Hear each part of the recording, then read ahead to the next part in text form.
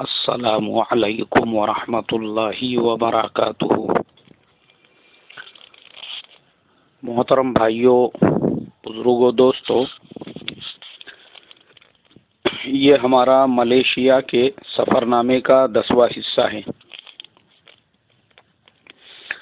کل جیسے میں نے بتایا تھا کہ بلیٹ ٹرین کے ذریعے سے میں اس مقام تک پہنچا جہاں سے مجھے مسجد دیکھنے کے لیے جانا تھا۔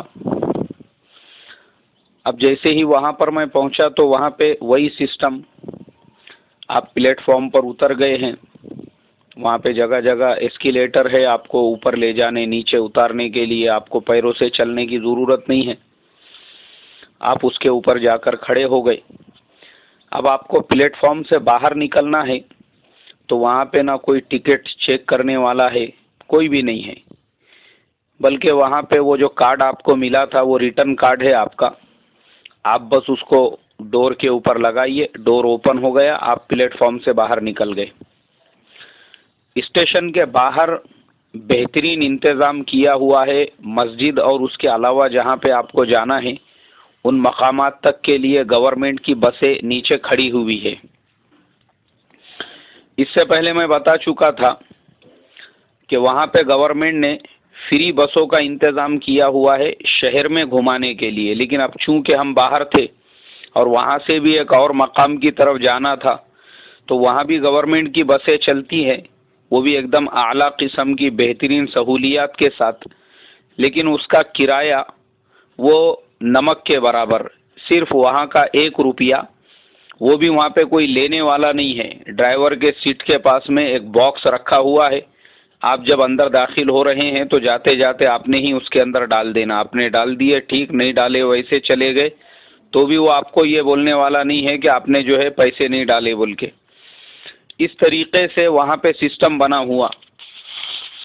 اب میں نے دیکھا کہ میں اکیلا تو تھا نہیں، وہاں جب پہنچا تو دیکھا بہت زیادہ ہجوم، بہت سے لوگ جانا چاہتے تھے، لوگ وہاں پہ قطار میں کھڑے ہو گئے۔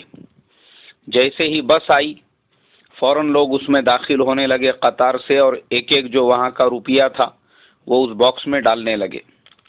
اب اطمینان سے بیٹھنے کے بعد میں روانہ ہو گئے ہم لوگ مسجد کی طرف۔ تو میں سوچنے لگا کہ اے اللہ، ہمارا ملک ہندوستان بھی اتنا خوبصورت ملک ہے، ہم کو بھی 70 سال ملے ہوئے ہیں آزادی مل کر، لیکن کیوں ہمارے جو لیڈرز ہیں انہوں نے اپنا خود کا ڈیولپمنٹ کر کے ہمارے لیے یہ حال کیا ہوا ہے کہ ہمارے بس اسٹاپوں پر 2 3 گھنٹے کھڑے رہنے کے بعد میں بھی بسیں وقت پر نہیں آتی، آئی تو ان میں اتنا بھیڑ، اتنا ہجوم ہوتا ہے۔ بعض بسیں ایسی ہے گورنمنٹ کی جو آج بھی ہمارے روڈوں پہ راستوں پہ چل رہی ہے، جو ایج بار ہو چکی ہے، اس کے باوجود ان بسوں میں ہم کو سفر کرنا پڑتا ہے۔ یعنی ہمارے یہاں پر یہ جو پورا سسٹم کام کرتا ہے یہ پورا کیا پورا بھرشٹاچار کے اوپر، ہمارے نام پر نئی نئی گاڑیاں، بسیں، تمام چیزیں تو نکل جاتی ہے مگر ہمارے تک وہ پہنچتی نہیں۔ اب اس کے بعد میں مسجد کے ایک دم بالکل سامنے ہی اسٹاپ تھا، وہاں پہ انہوں نے ہم کو اتارا تو بہت سارے لوگ بھی تھے ساتھ میں اترنے والے۔ جیسے ہی مسجد کے اوپر نظر پڑی تو میں نے پہلے درود شریف پڑھا، اس لیے کہ آپ تمام لوگ بھی یاد رکھیں، آپ راستے سے روڈ سے کہیں جا رہے ہیں اور آپ کی نظر مسجد کے اوپر پڑ جاوے تو فوراً درود شریف پڑھنا چاہیے۔ درود شریف وغیرہ سے فارغ ہونے کے بعد مسجد کا پہلا حق یہ ہے کہ آپ مسجد کے اندر تحیۃ الوضو اور تحیۃ المسجد کی 2 رکعت نماز پڑھے، یا صرف 2 رکعت میں یہ دونوں نیتیں کر کے بھی آپ پڑھ سکتے ہیں۔ میں نے بھی ویسا ہی کیا، وضو وغیرہ سے فارغ ہوا، میں نے کہا پہلے مسجد کا حق ادا کرو، اس کے بعد پھر پوری مسجد دیکھیں گے۔ اب وہ اتنی عالی شان، اتنی بہترین مسجد بنی ہوئی تھی، دور سے ہی، ابھی ہم لوگ تقریباً 2 کلومیٹر دور تھے، تب سے ہی اس کے منارے اور اس کا گنبد اور اس کی خوبصورتی نظر آنے لگی، کیونکہ پانی کے کنارے پر وہ مسجد تھی بنی ہوئی، اور بہترین وہ پورا کیا پورا ایریا بھی ایسا ڈیولپ کیا ہوا ہے، کچرے کا ایک تنکا بھی مجھے وہاں پہ نظر نہیں آیا۔ مسجد کے اطراف میں بہت ساری کاریں وغیرہ بھی کھڑی ہوئی تھی، جو لوگ پرائیویٹ میں وہاں پہ پہنچے، چپل مسجد کے باہر رکھنے کا انتظام تھا۔ خیر میں تو مسجد کو دیکھ کر اس کی خوبصورتی اور اس کی محبت میں نے کہا میری چپل رکھا، وہ مجھے بھی یاد نہیں، میں فوراً چپل اتار کے اندر داخل ہو گیا۔ اب میرے محترم بزرگوں، جیسا میں آپ کو پہلے بتا چکا ہوں، وہاں پہ مسجدوں کے دروازے انہوں نے سب کے لیے اوپن رکھے ہوئے ہیں۔ یہاں پہ بھی وہی حال تھا، یوروپین لوگ آ رہے ہیں، کرسچن آ رہے ہیں، اور ہمارے انڈینس آ رہے ہیں۔ میں اس سے پہلے بتا چکا ہوں کہ انڈینس میں صرف مسلمان نہیں ہیں، ہمارے جو نان مسلم بھائی ہیں وہ بھی بڑی تعداد میں وہاں پہ جاتے ہیں۔ اب وہ بیچارے انڈیا میں جب رہتے ہیں تو مسلمانوں کی مخالفت کرتے ہیں، بعض ان میں سے بہت سارے مسجدوں کی طرف، مسجدوں کے لاؤڈ اسپیکر کی ان کو الرجی ہوتی ہے، مگر وہی جب ہمارے انڈیا سے باہر دبئی وغیرہ گھومنے کے لیے جاتے ہیں یا ملیشیا کے جیسے ممالک، تو خاص طور پہ مسجدیں دیکھنے کے لیے جاتے ہیں کہ بھئی مسجدیں کیا ہوتی ہے۔ اس میں ایک ریزن یہ بھی ہوتا ہے کہ ہماری انڈیا کے اسلام میں جو شدت پسندی ہے، جو ہم نے اپنا گھڑا ہوا اسلام ہے جس پہ ہم لوگ انڈیا میں عمل کرتے ہیں، میں نے 2 روز پہلے بھی یہ بتایا تھا اپنے ایک اصلاح معاشرہ کے سبق میں کہ عرب ملکوں کے اندر ہندوستان کے لوگوں کو امامت وغیرہ ایسی چیزوں کے لیے پسند نہیں کیا جاتا۔ کیوں نہیں کیا جاتا؟ اس کے بہت سارے ریزنز ہیں، میں اس کے اوپر انشاءاللہ ایک ایک ٹاپک سے بات کروں گا، وہ بہت لمبا وقت اس کو درکار ہے، اس کو ایسا ملیشیا کے سفر کے جیسا لینا پڑے گا۔ تو ہماری وہ جو برائیاں، وہ جو صفات جس کی وجہ سے لوگ ہمارے سے جو کتراتے ہیں، ان میں سے ایک ریزن یہ بھی ہے کہ ہمارا اپنا جو اسلام ہے انڈیا کا، وہ قرآن حدیث سے تھوڑا سا ہٹا ہوا ہے۔ بہت ساری چیزیں ہم نے گھڑ کے ملا کے یہاں پہ اس میں ایسی شدت پسندی کر دی ہے جس کی وجہ سے ہمارے ہندوستان میں رہنے والے جو ہمارے نان مسلمس بھائی ہیں وہ ہمارے سے یہاں تو کتراتے ہیں، لیکن باہر ملکوں میں جب جاتے ہیں تو ماشاءاللہ ان کو خوشی ملتی ہے مسلمانوں کے ریسٹورنٹ میں کھانا کھانے کی، مسجدوں میں جانے کی۔ اب میں نے وہاں پر دیکھا بہت ساری ہماری ہندوستان کی فیمیلز بھی تھی۔ اب ہمارے ہندوستان کی ہے وہ میں کیسا کیا پہچان گیا ہوں۔ آپ لوگ آرام سے ایک دم سمپل میتھڈ ہے، ہمارے یہاں پر سر کے اوپر جو ٹیکا وغیرہ لگاتے ہیں فوراً سمجھ میں آتا ہے۔ اب میں نے دیکھا ہمارے ہندو بھائی وغیرہ، بہت سے سردار جی بھائیوں کو دیکھا سر پہ پگڑی وغیرہ، وہ بھی مسجد میں آئے ہوئے ہیں۔ اب وہاں انہوں نے سسٹم ایسا بنایا ہوا ہے، مسجد کے گیٹ پر ہی مسجد کے دروازے سب کے لیے اوپن رکھے، آئیے آپ کا موسٹ ویلکم ہے، دیکھیے مسجد میں کیا ہوتا ہے، یہ امن کی جگہ ہے، سکون کی جگہ ہے۔ اور جیسے ہی گیٹ میں لوگ پہنچتے ہیں تو پہلے وہ سطر چیک کرتے ہیں، جب دیکھ لیے کہ آپ کا سطر مکمل ہے تو مرد ہے تو اندر جانے کی اجازت دیتے ہیں۔ مستورات اگر ہے تو مستورات کے لیے ہم لوگوں کو ایک مسئلہ معلوم ہونا چاہیے کہ مسجد میں ایک صحن ہوتا ہے مسجد کا، اور دوسرا ایک مسجد ہوتی ہے۔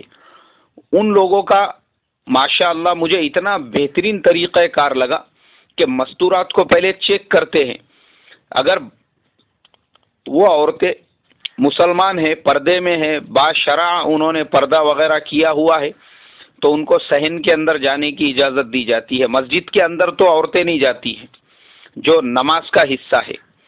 ایسے ہی باہر ممالک کی بھی جو عورتیں آتی ہے ان کو پہلے وہ گیٹ کے اوپر ہی پورا کیا پورا برقع پہناتے ہیں، جبہ پہناتے ہیں جس کے اندر پورا جسم ان کا ڈھک جاتا ہے، اور اس کے بعد ان کو بھی صحن کے اندر جانے کی اجازت دی جاتی ہے۔ جماعت خانے میں نہیں جانے دیتے، وہاں پر باضابطہ کچھ مستورات بیٹھی ہوئی ہوتی ہے کرسیاں ڈال کر، جو ان عورتوں کو سمجھاتی ہے کہ دیکھو یہ نماز کا حصہ ہے، یہ اوریجنل مسجد ہے، اس میں آپ عورتیں نہیں جا سکتی ہے، باقی صحن میں آپ کھڑے رہو، فوٹو لو، دیکھو۔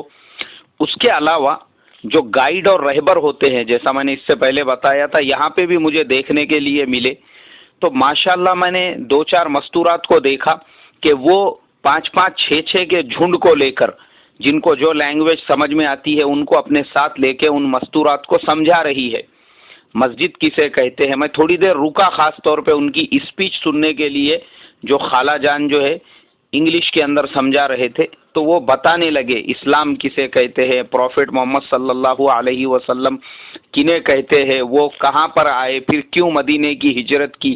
اور اس کے بعد میں اتنے بہترین انداز سے میں نے 4-5 فوٹو ان خالہ کے اور وہ کس طرح سے سمجھا رہے تھے ان کے بھی لے کر آیا ہوں، اور کیسے وہاں پہ برقعے وغیرہ پہنائے جاتے ہیں، اور اس کا باضابطہ گیٹ کے پاس میں جو پورا روم بنا ہوا ہے اس کی بھی میں نے فوٹو لایا ہوں. میں بتایا ہوں میں بہت ساری تصویریں لایا ہوں، لیکن میں نے آپ لوگوں کے ساتھ میں شیئر نہیں کیا. میں انشاءاللہ کروں گا کسی وقت میں. وہ جو ہمارے مانگنے والے تھے ان کی بھی فوٹو لے کر آیا ہوں میں، وہ بھی آپ کو بتاؤں گا. اس کے بعد میں جب یہ لوگوں کو اسلام سمجھایا جاتا ہے عورتوں کو، کیونکہ عورتوں کا دل جو ہے نا وہ رقیق ہوتا ہے اسلام کی اور ایسی باتوں کو بہت جلدی ایکسیپٹ کرتا ہے، تو وہ اس کے ساتھ میں ان کو پھر کچھ پمفلیٹ وغیرہ بھی دیتے ہیں جس میں اسلام کا تعارف اور بہت ساری باتیں ہوتی ہے. اور پھر یہاں بھی وہی چیز جو میں اس سے پہلے بتا چکا ہوں کہ بہترین پانی کی بوٹلز رکھی ہوئی ہے، اور اس کے علاوہ ریفریجریٹر بنے ہوئے ہیں جس کے اندر آپ جیسا چاہے اس ٹائپ کا جوس، اس ٹائپ کا کولڈ ڈرنک، اس ٹائپ کا آپ اپنے ہاتھ سے لے سکتے ہیں، کوئی آپ کو روکنے والا نہیں ہے. اب مسجد کے اطراف میں لوگ گھوم رہے ہیں، دیکھ رہے ہیں، ماشاءاللہ سمجھانے والے ان کو اسلام سمجھا رہے ہیں.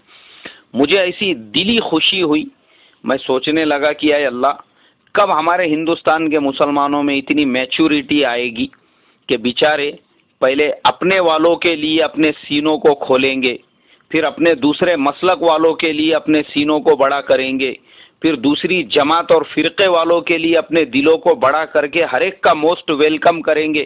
اور پھر وہ وقت کب آئے گا جب اپنے نان مسلمس بھائیوں کو بھی مسجدوں کے اندر بلائیں گے، بٹھائیں گے. ہمارے یہاں پہ بھی مسجدوں میں ہمارے یہاں پہ وہ براڈ مائنڈیڈ ہم کب بنیں گے؟ ہمارے یہاں تو معاملہ یہ ہوتا ہے، ہم اتنے کنجسٹڈ مائنڈ بنے ہوئے ہیں، ہر آدمی مفتی بنے ہوا ہے، ہر آدمی اکابر بنے ہوا ہے.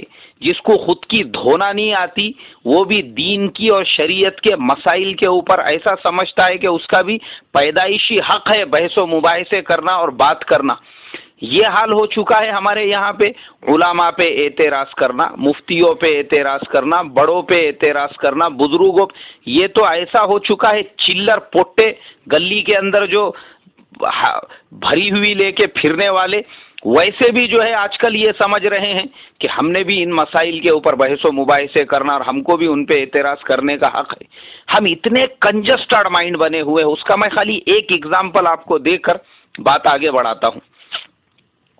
آج سے 1 سال پہلے میں نے حضرت سیدنا عبد القادر جیلانی رحمۃ اللہ علیہ کی زندگی پر ایک سبق دیا تھا اصلاح معاشرہ کا، جس میں میں نے ان کو غوث اعظم کہا. بس میرا وہ غوث اعظم کہنا ایک صاحب کو اتنا زیادہ برا لگ گیا، وہ یہیں ہمارے شہر کے ہی رہنے والے ہیں. انہوں نے اس کو ایشو بنایا، ایشو، یہ عالم کے پاس، وہ عالم کے پاس، یہ مفتی کے پاس، وہ مفتی کے پاس غوث اعظم بولے، غوث اعظم بولے، مولانا اکبر صاحب نے غوث اعظم بولے، غوث اعظم بولے. ارے بابا تیرے باپ کا جاتا کیا اس میں؟ کیا میں حضرت سیدنا عبد القادر جیلانی رحمۃ اللہ علیہ کو غوث اعظم بولنا چھوڑ کے تیرے باپ کو غوث اعظم بولوں؟ کیا تیرے ہے خاندان میں کوئی جس کو میں غوث اعظم کے خطاب سے نوازوں یا ان کو اس نام سے پکاروں؟ اتنے چلر ہے ہم لوگ، اتنے چلر کہ ہم نے ایک اپنے بزرگ کے بارے میں، ایک اولیاء کے سردار کے بارے میں غوث اعظم کا لفظ استعمال کرے تو ہم چلر لوگ وہ برداشت کرنے کو تیار نہیں. تو یہ کہاں سے ہم برداشت کریں گے؟ یہ ایسا لوگوں کا مسجدوں میں آنا، ان کو اسلام سمجھانا، دین سمجھانا، ان کو اسلام کے بارے میں بتانا، ہمارے اندر کب اتنی میچورٹی آئے گی؟ ہم کب اتنے براڈ مائنڈیڈ بنیں گے؟ بہت ٹائم ہے ابھی ہم کو سدھرنے کے واسطے. اللہ ہمارے حال پہ رحم کرے. اب وہاں پہ مسجد جب میں نے دیکھا، وہ دیکھنے کے بعد میں اس کے بعد ماشاءاللہ اطمینان سے میں نے وہاں پہ ظہر کی نماز ادا کرنے کا ارادہ کیا تو اتفاق سے ہمارے ایک عرب بھائی آ گئے. انہوں نے پیچھے سے جب مجھے دیکھا کہ میں رکعت باندھنے والا ہوں تو آواز دی انہوں نے، یا محمد یا محمد یا محمد. میں بولا یار یہ محمد کون آواز لگا رہا ہے؟ پیچھے دیکھا تو وہ بھائی آ رہے تھے. انہوں نے میرے سے سوال کیا، صلیت صلاۃ الظہر؟ بولے ظہر کی نماز پڑھ لی؟ میں بولا لا، ابھی تک تو میں نے بولا میں نے نہیں پڑھا ہوں. اس نے کہا تعال تعال تعال تعال، سوف نصلی معا، چلو بولے ہم لوگ ساتھ میں پڑھیں گے۔ اب ہم لوگوں نے پھر ظہر کی نماز یعنی ایک دوسرے کے آگے پیچھے کھڑے رہ کر ہم نے ادا کی وہاں پر، تو انہوں نے مجھے ہی امام بنایا، کہا کہ آپ ہی نماز پڑھائیے بول کے۔ ظہر کی نماز ہو گئی، اس کے بعد ہم لوگ تھوڑا سا وہ میرے ساتھ میں ہی رہے، تھوڑا سا ہم اور ادھر ادھر رہے، پھر آدھے پون گھنٹے کے بعد انہوں نے کہا تعال سوف نصلی صلاۃ العصر، اب عصر کی نماز بھی پڑھ لیں گے بولے، کیونکہ آپ بھی سفر میں ہیں میں بھی سفر میں ہوں، اور تقریباً وہاں کے اعتبار سے عصر کا وقت قریب ہو ہی چکا تھا۔ اب ہم لوگوں نے پھر جب میں نے دیکھا کہ اب عصر کا وقت ہو ہی رہا ہے تو چلو عصر بھی پڑھ لیں گے، پھر ہم نے وہیں پہ 2 رکعت عصر کی نماز بھی پڑھ لی۔ تو ماشاء اللہ اس کے بعد میں اتنا اطمینان سکون ہوا، مجھے 2 نمازیں بھی میری وہاں پر ہو گئی، اور میں دعائیں کرتا ہوا وہاں سے نکلا، اور پھر واپسی میں وہی جو میرا سفر تھا، ریلوے اسٹیشن کے اوپر پہنچا۔ ریلوے اسٹیشن پہ پہنچنے کے بعد چونکہ میرے پاس میں ریٹرن ٹکٹ تھا، اس کے لیے واپسی میں اسی ٹکٹ کے ذریعے سے جو ہے پھر میں واپس سے جب پلیٹ فارم کے اوپر آیا تو میں نے دیکھا کہ گاڑی کا جو ٹائم ہے ٹرین کا، بلیٹ ٹرین کا، وہ ٹائم 1 منٹ بھی آگے پیچھے نہیں، وہاں پہ باضابطہ اسکرین پہ جو ریفلیکٹ ہو رہا تھا وقت، برابر ٹرین اس ٹائم پہ آ گئی۔ اس کے اندر میں سوار ہونے کے بعد میں غور کرنے لگا کہ ماشاء اللہ کیسی اوقات کی پابندی ہے یہاں پر، اور کس طریقے سے یہ لوگ خدمت کر کے یہ تمام انہوں نے اپنے یہاں پر جو نئی نئی چیزوں کو ایجاد کر کے اسلام کے تبلیغ کا ذریعہ بنایا ہے۔ اللہ ہم تمام کو بھی وہ سمجھ اور وہ فہم عطا کر کے دین کی محنت کرنے والا بنائے۔ السلام علیکم ورحمۃ اللہ وبرکاتہ۔